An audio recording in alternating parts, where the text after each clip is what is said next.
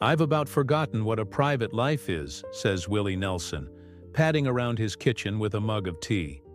"But when I really want to get away, this is the sanctuary." Here, 40 miles outside Denver, a contented Nelson is secluded with his wife Connie and their daughters, Paula and Amy, in the largest of 4 houses on a 122-acre spread. One house is an office, the others for rare guests. The Nelsons' family life is anchored here. It's where the girls go to school, public. But they have another big house near Austin, Texas, site of the country superstar's personal recording studio. During the summer, Connie and the kids adopt a gypsy lifestyle to keep up with the peripatetic Willie, who, at 50, shows no sign of setting a more sensible pace.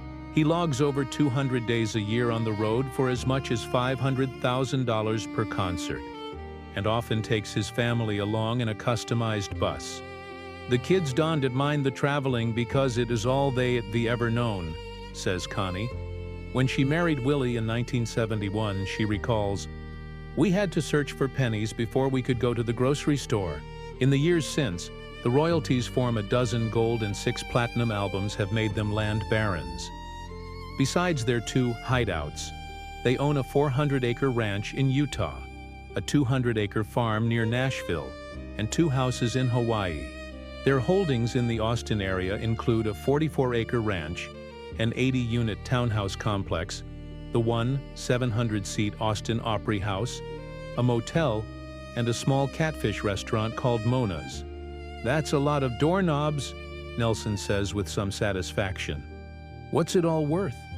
"It would take a week of inventorying to figure that out," says his business manager. Recently, the Nelsons gave Life a first-ever look at their homes in Colorado and Texas. "The most important thing I do for Willie is make sure he gets rest.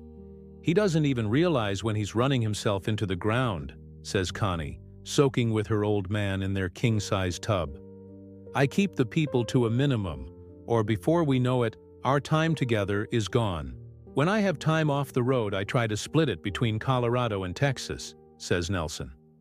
To shuttle back and forth, he bought a $1.7 million 7-passenger Learjet this winter. "The plane makes a difference," says Paula. "Dad gets home more, and we go to Texas a lot when we're not in school." West of Austin, the family has an 8-room house overlooking the 775-acre Pedernales Country Club, which Nelson owns outright and permits his band, staff, and friends to use. His clubhouse office, filled with tapes, awards, and a 6-foot feathered headdress given him by an Oklahoma Indian tribe, is next to his state-of-the-art recording studio. "I like being able to go in there in the middle of the night," he says. "When fellow musicians drop by, the beer and tequila flow. It can be a continuous party," Connie sighs.